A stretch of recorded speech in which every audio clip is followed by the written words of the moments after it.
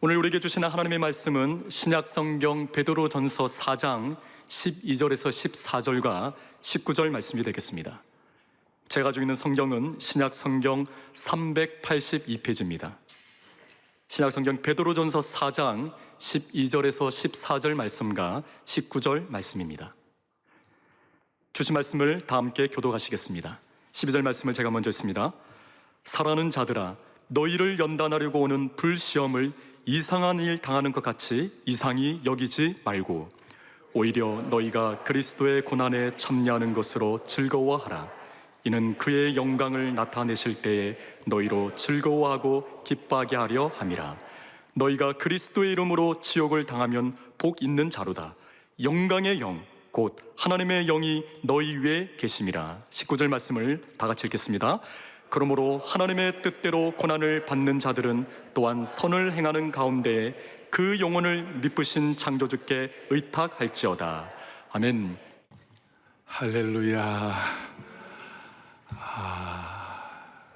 사랑하는 영가족 여러분, 오늘 온 생애 온라인 성중교로 예배를 드리는 모든 영적 가족, 영원한 가족, 영광과 고난을 같이 받는 우리 주의 권속들, 있는 자리가 하나님을 예배하는 자리가 되기를 바랍니다.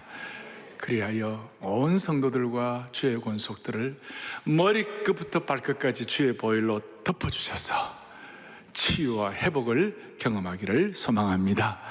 조금 전에 저희 교회 사랑 브라더스 교육자들을 중심으로 하니 참 중창단 길을 만드시는 주님을 우리가 고백했습니다. 지금 하늘 길도 막히고 또 바닷길도 막히고 이런 길이 많이 막혔는데 이 말씀의 길이 열리기를 바랍니다. 예수님의 손길을 체험하시기를 바랍니다. 할렐루야.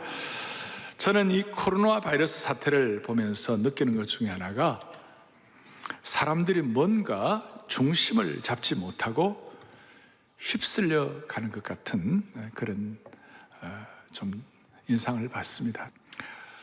왜 그럴까?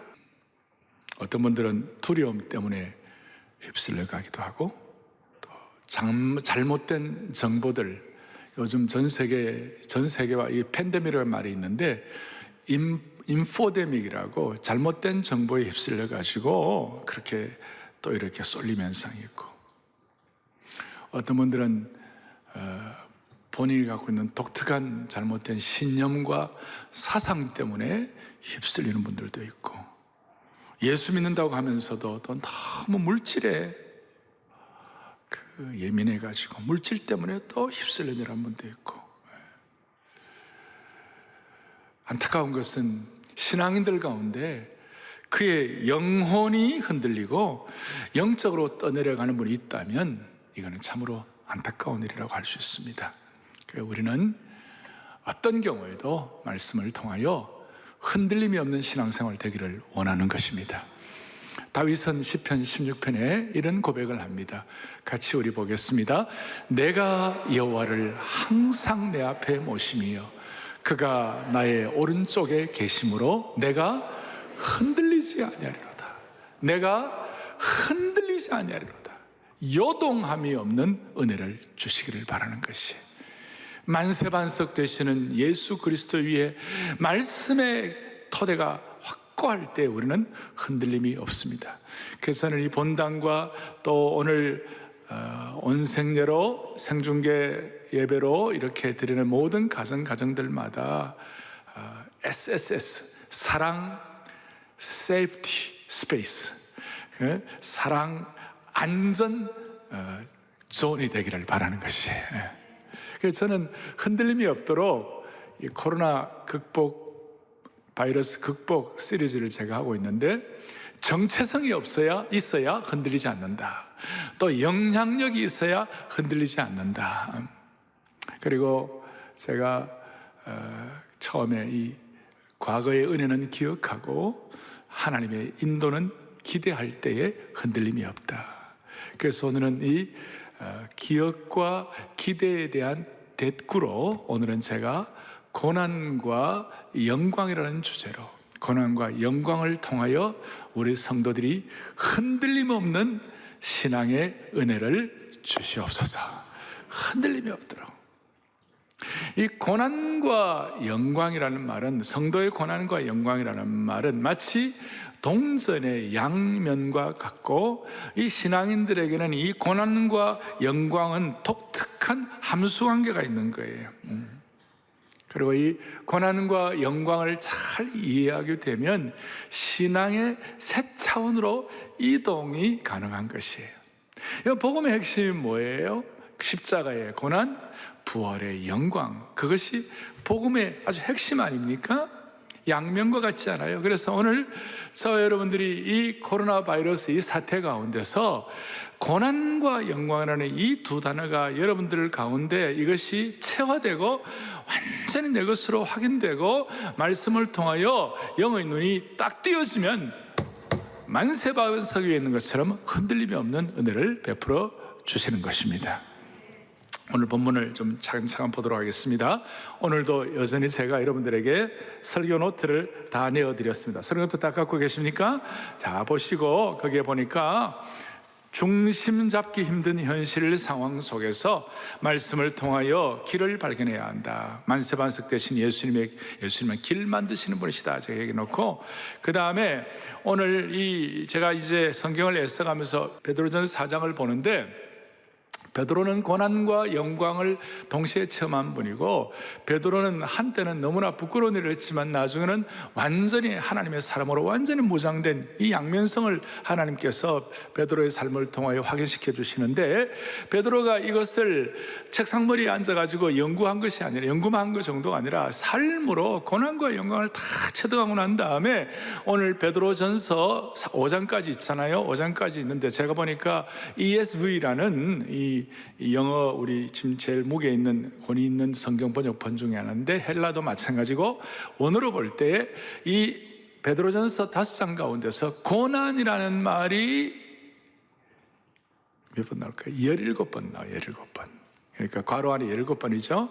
자, 우리 집집마다 지금 성경 설교 노트 다 가지셨잖아요. 거기다가 괄호 안에 괄호 좀 넣어보세요. 그 다음에는 뭐라는 단어가요? 영광이라는 단어가, 고난이라는 단어가 17번이라면 영광이라는 단어는 총 10번 나오는 거예요. 베드로전후서 전체를 보면 고난이라는 단어가 18번이고 영광이라는 단어가 14번, 거의 비슷한 무게로 고난과 영광을 다루고 있는 것이에요. 이 고난과 영광, 이 두 가지가 아주 중요한 베드로전후서의 중요한 핵심 어떤 무게 있는 단어라고 말할 수 있습니다. 자, 그런데 오늘 제가 미리 19절을 미리 빼왔어요. 이 19절은 베드로 전서의 아주 노른자와 같이 소중한 부분이에요. 소중한 부분인데 19절을 또박또박 같이 우리 합독하겠습니다. 그러므로 하나님의 뜻대로 고난을 받는 자들은 또한 선을 행하는 가운데 그 영혼을 미쁘신 창조주께 의탁할지어다. 아주 귀한 말씀이에요. 아주 독특한 말씀이에요. 그러니까 고난과 영광이라는 이 주제 앞에서 첫 번째로 깊이 생각할 것은 뭐냐면, 그러므로 19절 다시 한번, 그러므로라는 것은 지금까지 해왔던 것 1장부터 4장 18절까지 전체를 다 요약해서 특별히 3장 4장에 나타나는 이 고난을 받는 이유가 뭔가, 고난받는 이 모든 것들을 다 종합적으로 결론을 내려볼 때 그것이 그러므로예요. 그러므로 하나님의 뜻대로 고난을 받는 자들은, 그냥 뒤에 바로 그 영혼을 미쁘신 창조주께 의탁할지어다. 그러니까 고난받는 자들은 우리의 영혼, 우리의 삶을 미쁘다는 말은 믿을만하다, 신뢰할만하다, 한결같으시다, faithful하시다, 한결같이 신실하신 분이시다, 그 한결같은 창조주께 내 삶을 의탁하게 되는 것이에요. 이렇게 말할 수 있습니다. 고난을 통하여 우리는 새로운 삶의 방식으로 들어가는 것이에요. 그 첫 번째 우리가 성도의 고난은 새로운 삶의 방식을 갖게 하는 것입니다. 새로운 라이프 스타일, 새로운 삶의 방식으로 들어가게 하는 것이에요. 오늘 저와 여러분이 당하는 수많은 고난들, 그리고 한국교회가 당하는 고난들, 또 우리의 삶의 지나간 여정 가운데 일어났던 수많은 고난들은요, 지나놓고 보면 신앙적으로 새로운 삶의 방식을 갖도록 만들어주시는 것이에요. 근데 그 새로운 삶의 방식이 뭐냐? 미쁘신 창조주 하나님께 내 삶을 의탁하게 하시는 것이에요. 여기 보니까 창조주 하나님이라는 말이 신약에서는 이곳에만 유일하게 나와 있는 것이에요. 그러면 창조주 하나님이라는 말이 왜 소중한가? 창조주라는 말은 우리가 성경 시작할 때 창세기 1장에 태초에 하나님이 천지를 뭐 하셨다고요? 창조하시니라. 그러니까 하나님은 창조의 하나님이다. 그 하나님이 창조의 하나님이라는 말은 어떤 뜻인가? 하나님이 우리의 삶의 모든 것을 창조하셨으니 하나님이 우리의 삶의 주권자가 되신다. 하나님 우리의 주인이 되신다. 2절에 땅이 혼돈하고 공허하고 흑암은 기품이었다. 뭐 여러 가지 해석이 있지만 삶이 혼돈하고 공허하고 삶이 좌절스럽고 삶이 안정이 안 되고 흔들림이 있는 사람이라 할지라도 고난을 통하여 미쁘신 창조주 하나님 앞에 내 삶을 의탁하게 되는 것이에요. 그러니까 성도의 고난은 혼잡하고 혼돈하고 삶이 어지러운 인생의 자리를 잡아주게 되는 것이에요. 자리가 잡히는 것이에요. 그러니까 모든 종류의 우리가 이해하지 못할 혹은 여러 가지 상황의 수많은 성도들의 고난은 미쁘신 창조주 하나님 앞에 우리의 삶을 의탁하게 되기 때문에 그 의탁을 통하여 우리의 혼돈되고 무질서하고 우리의 혼잡한 삶의 모든 내용들이 정리가 되기 때문에 새로운 삶의 방식으로 들어가는 것이다. 이걸 조금 더 이해하기 위하여 새로운 삶의 방식에 대해서 첫째는 질문의 변화를 갖는 거예요. 어떤 질문의 변화를 받느냐? 예를 들어서 여러분들이 고난을 받고 고통이 있을 때 하나님 내게 왜 이런 고난을 주십니까? 왜? Why라는 질문을 많이 해요. Why라는 질문을 많이 하는데 우리가 이 고난을 통하여 미쁘신 창조주 하나님 앞에 내 삶을 의탁하게 되고 혼돈되고 혼잡된 이거 정리가 되기 시작하면요 무슨 일이 벌어지느냐? 왜라고 하지 아니하고 뭐라고 한다고요? 거기다가 what이라고 한다고 그랬어요. 무슨 뜻인가 하면 왜 내게 이런 삶이 문제가 일어났냐가 아니라 이 고난 속에서 하나님이 무엇을 행하고 계실까? what이라는 질문을 한다는 것이. 왜 나한테 이런 일이 자꾸 생기느냐 이게 아니고 하나님이 이 고난 가운데서 하나님이 무엇을 행하고 계실까? 질문이 바뀐다는 것이. 또 이 질문이 또 어떻게 바뀌느냐? 고난 가운데 대체로 모든 사람들은 도대체 이 문제를 해결하는 게 어디에 있지? 이 문제 해결책은 어디에 있지? 어디에 해결책이나 그게 막 관심이 가 있는데 그 어디에라는 그 where를 해서 어떻게 바뀌느냐? 이 고난 속에서 하나님의 뜻을 어떻게 발견할 수 있지? 여기서 하나님의 뜻이 어떻게 나타날 수 있지?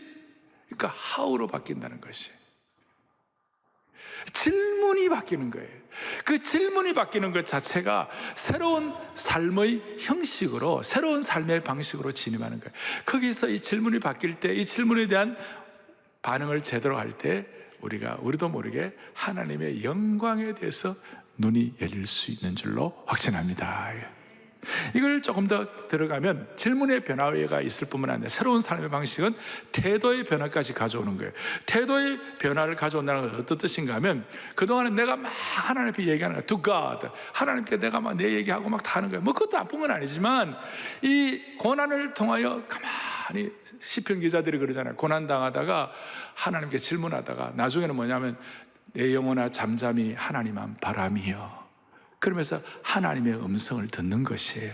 그러니까 to God에서 from God가 되는 거예요.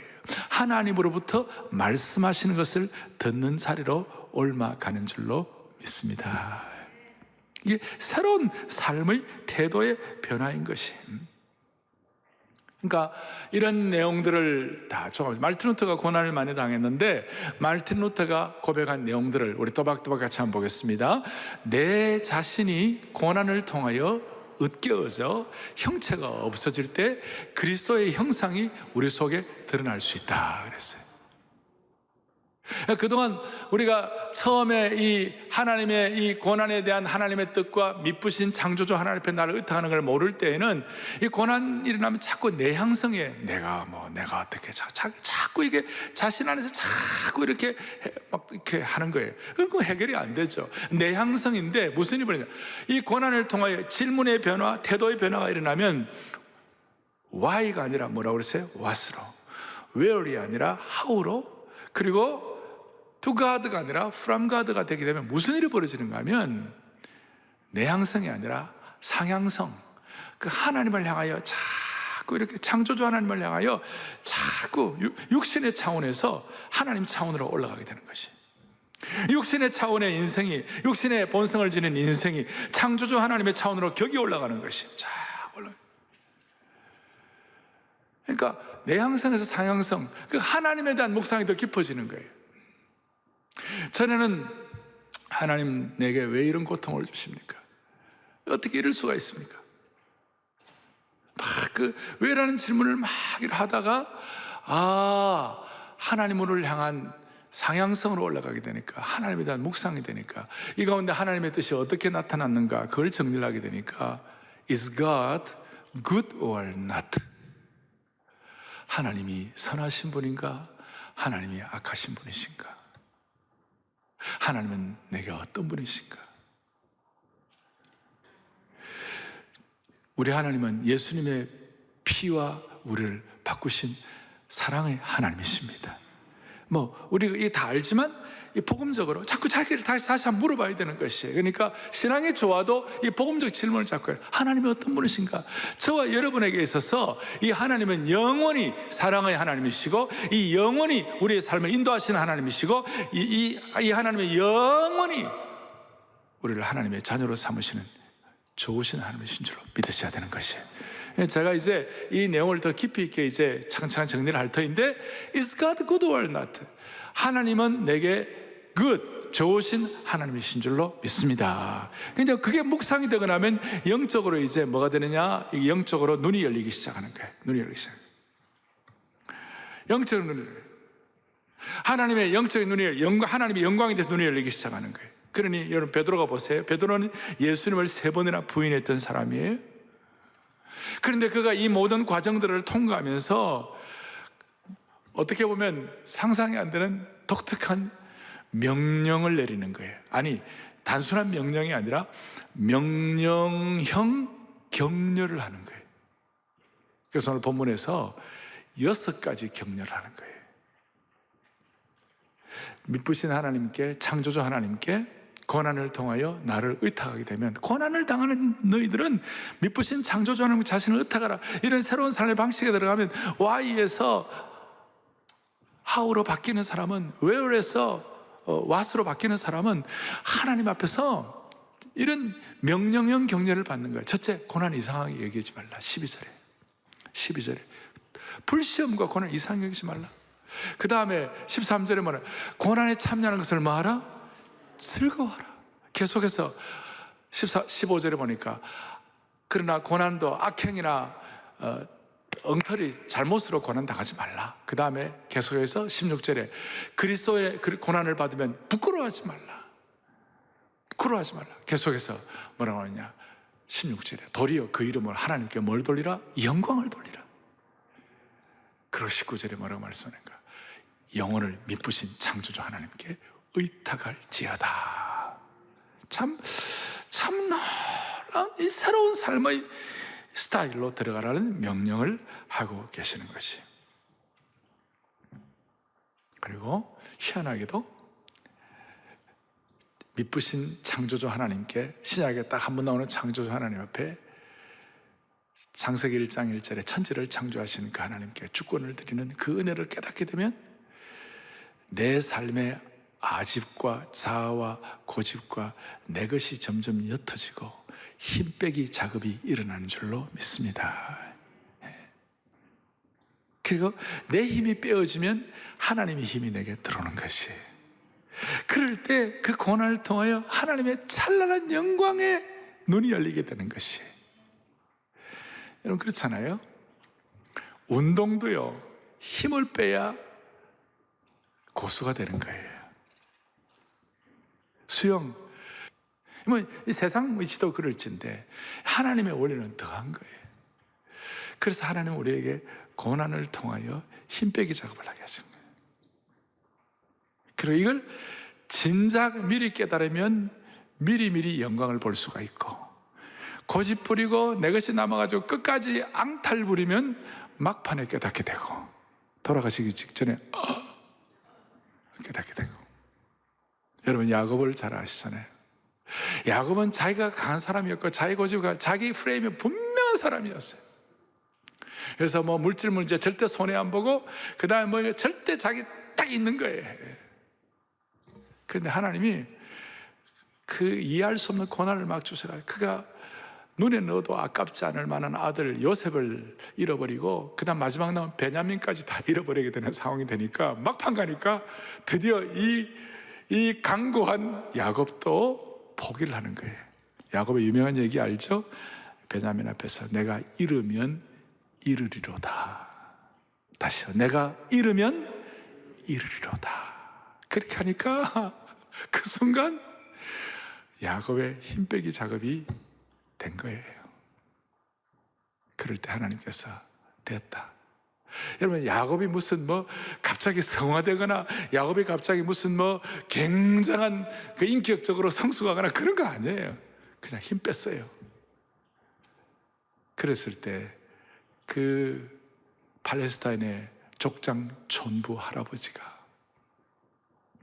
당대 최대의 제국 이집트의 황제를 안수하는, 축복하는 영광을 누리게 된 줄로 확신합니다.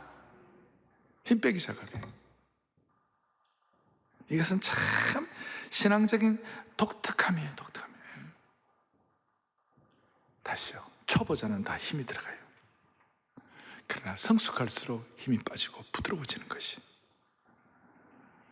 오늘 창조주 하나님 앞에, 미쁘신 창조주 하나님 앞에 고난을 통하여 자신을 의탁하게 될 때, 이것이 질문이 바뀌고 태도가 바뀔 때 새로운 삶의 형태가 주어지고, 이 새로운 삶의 형태를 통하여 하나님의 영광의 눈이 열리는 줄로 믿습니다.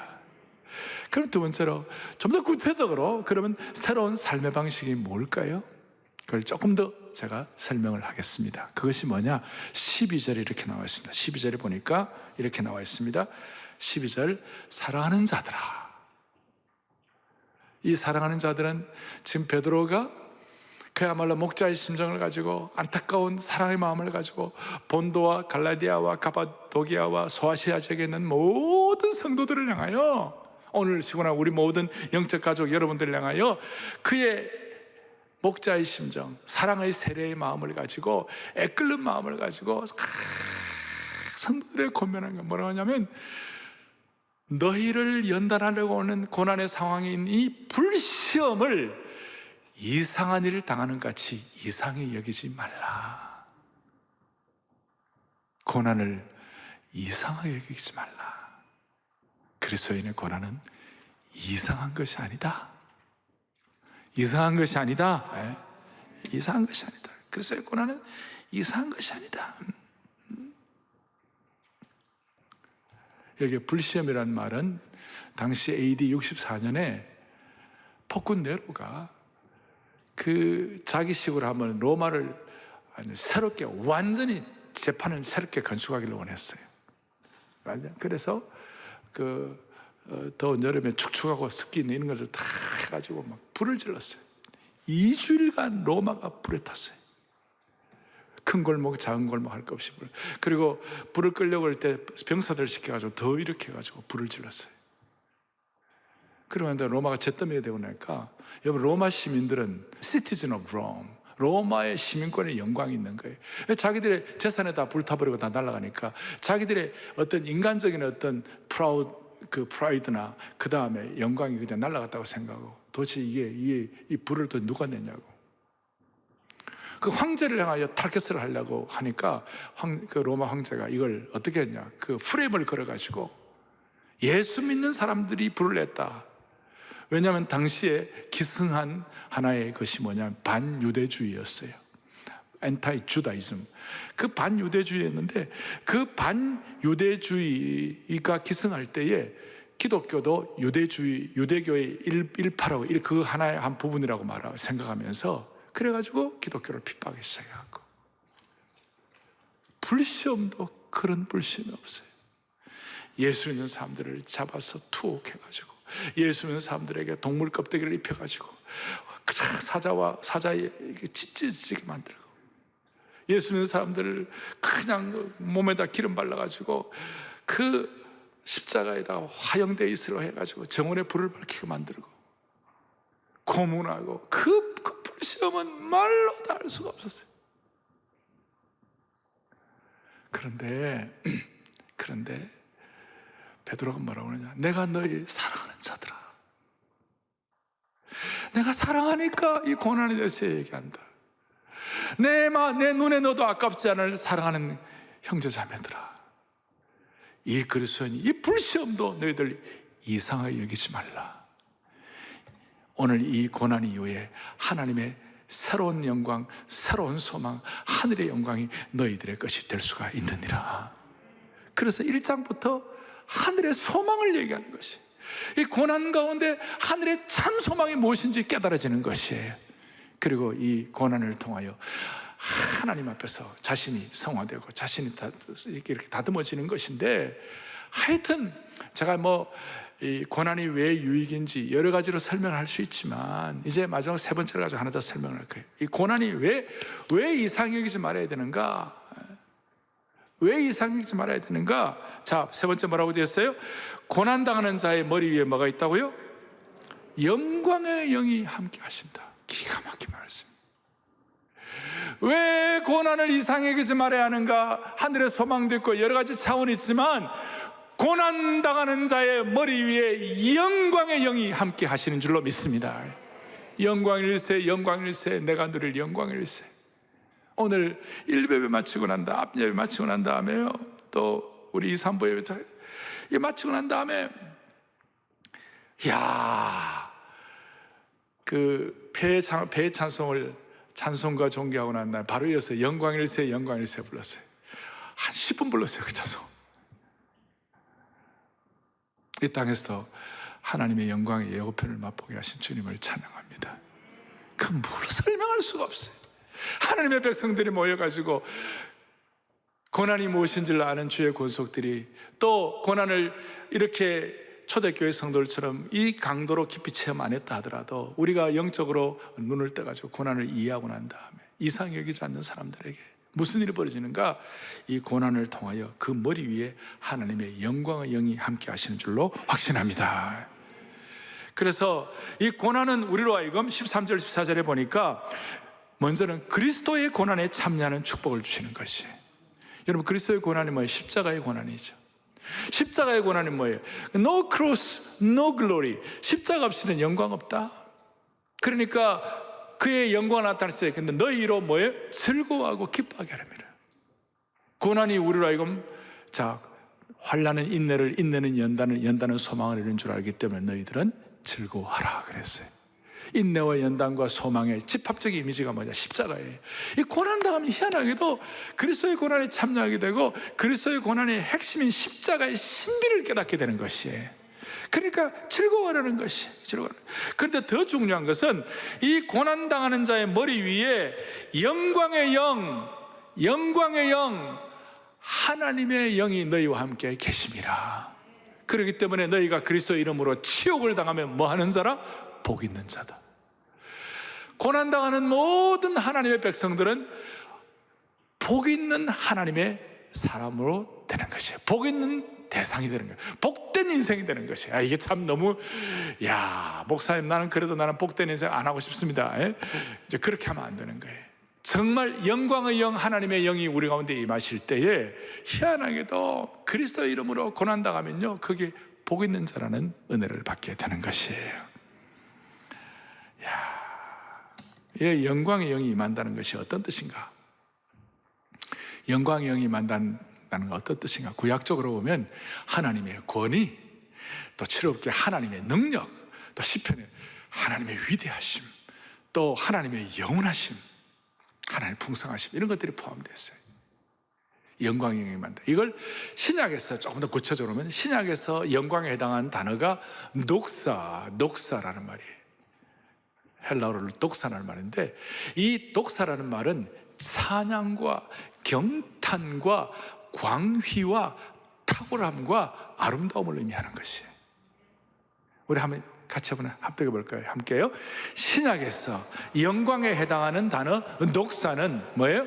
찬양과 경탄과 광휘와 탁월함과 아름다움을 의미한다. 그리고 이 아름다움은 세상의 아류의 아름다움이 아니라 하나님의 영광에서 흘러나오는 참된 아름다움이다. 할렐루야. 오늘 우리 자녀들하고 같이 이 설교노트 같이 보고 같이 읽는, 우리 자녀들이요, 이 말이 다 무슨 말인지 다 몰라도 이 너무나 영광스러운 어휘들이거든요. 우리가 일반적으로 쓰는 단어들이 뭐 500단어 1000단어 가지고 먹고 살고 다 그렇게 하는데, 여기에 경탄과 광휘와 탁월함, 이런 단어들은 아마 평생 한 번도 안 써본 분도 많이 있을 거예요. 네. 한 번 더요. 신약에서 시작. 신약에서 영광에 해당하는 단어 녹사는 뭐예요? 찬양과 경탄과 광휘와 탁월함과 아름다움을 의미한다. 그야말로 우리 찬양하는 것대로 찬송과 존귀와 영광과 능력과 부요와 지혜와 힘을 체험하는 그 영광을 허락해 주시는 것이에요. 이건 세상 사람들은 몰라요. 그래서 하나님의 영광이 나와 함께 한다는 것은 하나님의 권위와 능력과 위대하심과 영원하심과 풍성하심과, 그 광위라는 말은 뭡니까? 빛광자에다가 더 빛날 휘자예요. 빛이 나고 탁월하고. 이것이 주어지는 사람들에게는 뭐냐 하면, 이 땅을 살아가면서 두려움을 더 이상 두려워하지 않는 거예요. 이 단어가 우리에게 확인된 사람들은요, 내가 비록 부족하고 나약한 인생이라도 하나님의 영광에 눈이 열리는 사람들은요, 사람을 두려워할 이유가 없는 것이, 너무 환경도 두려워할 이유가 없는 것이에요. 고난은 영광의 영이 임하는 것이다. 할렐루야. 밑에 보면 다니엘 얘기해놨죠. 다니엘 사자굴 속에 던져질 때 그 고난은 말로 다 할 수 없죠. 근데 천사가 함께함으로 말미암아 다니엘서 6장에 당대 최대의 제국의 황제가 다니엘이 하나님께 납작 엎드리면서 하나님의 찬란한 영광, 광휘가 나타난 줄로 믿습니다. 그 다음 밑에 제가 스데반 얘기 나왔죠. 스데반은 겉으로 볼 때는 실패자요, 불행자같이 보이는 거예요. 근데 스데반이 뭐예요? 고난당하는 자에게 하나님의 영광이 임한다 할 때 그게 그대로 그 현장에 접목이 돼가지고 스데반을 향하여 돌멩이를 던졌잖아요. 날아오는 돌을 본 것이 아니라 하나님의 영광에 눈이 열려가지고 하늘을 보는 것이에요. 자, 여러분, 날아오는 돌을 보지 말고 하늘을 보시기를 바랍니다. 스데반이 하늘을 볼 때 무슨 일이 벌어졌어요? 우편에 서신 예수 그리스도, 그 주님의 영광을 체험하게 되는 것이에요. 영광일세, 영광일세. 할렐루야. 너무나 성도의 고난을 이상히 여기지 말아야 할 이유는 그 고난을 통하여 뭐가 일어난다고요? 하나님의 영광의 영이 임하는 것이에요. 이럴 때 우리는 사람을 두려워하지 아니하고 환경도 두려워하지 않을 수가 있습니다. 오늘 이 말씀이 여러분들에게 실감이 되기를 바랍니다. 여러분, 지금까지 살아온 동안 고난 겪으셨죠? 고난 없는 분이 어디 있겠어요? 그 고난이 여러분들 허구나 가상이었어요? 아니면 실체였어요? 여러분들이 지금까지 당했던 수많은 어려움들, 또 예수 믿는 것 때문에 당하는 고난들 많았을 텐데, 그것이 허구였어요? 실체였어요? 실체였죠? 마찬가지예요. 앞으로 우리가 얻을 영광도 실체가 될 것입니다. 고난이 가상이 아니라 실체라면 우리가 앞으로 성도의 머리 위에 있는 성도에게 임할 하나님의 영광도 허구가 아니라 실체가 될 것입니다. 여러분, 이 영광의 실체를 붙잡을 수 있기를 바랍니다. 바울이 이걸 깨닫고 현재의 고난은 장차 나타날 영광과 좋게 비교할 수 없도다. 영광에 중한 것과 고난에 경한 것을 비교해보라. 그 영광의 그 무게를 고난의 가벼운 거는 비교가 안 된다. 이 마음으로 여러분들 다시 한번 질문을 바꾸시도록. Why가 아니라 뭐라고요? 응? What으로. Where이 아니라 뭐라고요? How로. 내향이 아니라 뭐예요? 상향으로. 그래, 한마디로 고난을 통하여 미쁘신 창조주 하나님을 깊이 더 깨닫게 되면 내 머릿속에 놓은 하나님이 아니라 고난을 통한 진짜 백이 하나님을 만나게 되는 것이에요. 그러니까 내 머릿속에 제한되고 한정시켜 놓은 하나님이 아니라 고난을 통하여 참된 하나님의 하나님 되심을 선포하게 되는 것이에요. 제가 엘리자베스 엘리엇이라는 분의 얘기를 그렇게 해놓았는데, 엘리자베스라는 분이 본래 성경 번역 선교사였어요. 20세기 초반에. 그래가지고 성경 번역을 다 그 현지인들하고 같이 해가지고 이제 했는데, 제일 자기를 도와주는 현지 조력자가 총에 맞아 죽었어요. 그리고 강도가 들어와서 자기가 번역한 모든 자료들을 다 훔쳐가 버렸어요. 그러니까 자기 전생애를 투자한 것이 다 날아가 버렸어요. 얼마나 허무하겠어요. 근데 그 이후에 결혼을 했어요. 짐 엘리엇이라는 선교사님하고 결혼했어요. 근데 아시는 대로 짐 엘리엇과 그 다섯 선교사님이 아우카족의 창에 찔려 죽어요. 선교 재회복이 되잖아요. 이런 비극이 어디 있어요? 자기의 전생애를 투자한 건 다 날아가 버리고, 자기의 사랑한 남편이 그 원시인들, 미개인들의 창에 찔려 죽고, 그 고난을 겪으면서 그 엘리자베스 엘리엇이 유명한 고백을 하는 거예요. 뭐라고 고백하느냐? 이런 고백을 읽어보겠습니다.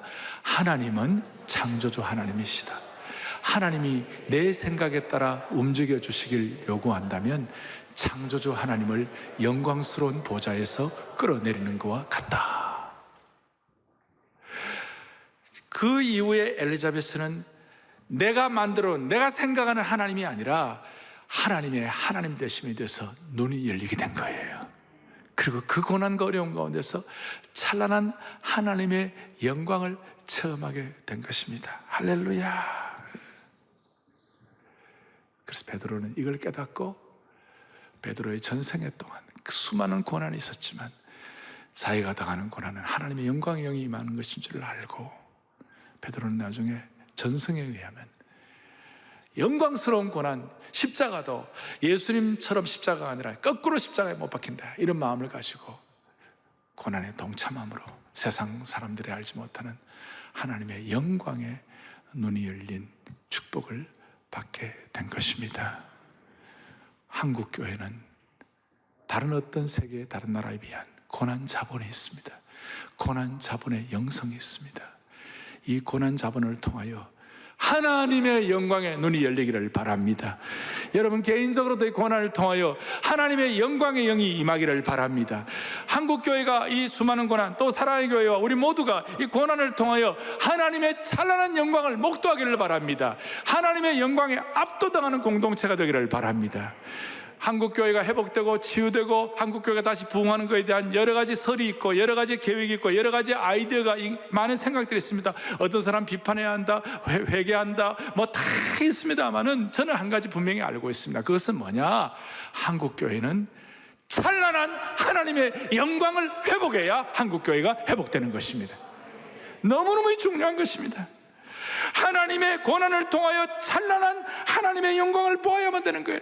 서로 찌르고 서로 비난하고 서로 판단하고 서로 손가락질 해갖고는 결코 회복되지 않습니다. 찬란한 하나님의 영광을 체험해야 되는 거예요. 베드로와 바울을 욕한다면, 베드로와 바울을 비판한다면 그들만큼 비판받을 분이 어디 있어요?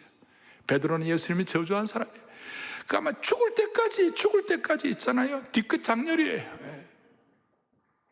바울도 말할 거 없죠. 스데반을 죽인 사람인데 죽을 때까지 뒤끝 장렬로 비난받아야 되는 거예요. 그런데 이분들이 고난을 통하여 하나님의 찬란한 영광을 체험하니까 그 영광을 통하여 치유되고 회복되게 되는 것이에요. 오늘날 한국교회 내에도 하나님의 영광이 뭔지를 모르는 분들이 너무 많아요. 그냥 책상에 앉아서 그냥 한국교회 이렇다 저렇다 이렇게 하는데 아니에요. 현장으로 내려와야 돼요. 고난을 통하여 목회도 선교도 하나님의 영광이 무엇인지 있잖아요. 그걸 깨달아야 참된 부흥이 일어나게 되는 것입니다. 현장 경험, 영광의 현장 경험. 영광일세, 영광일세. 내가 너를 영광일세.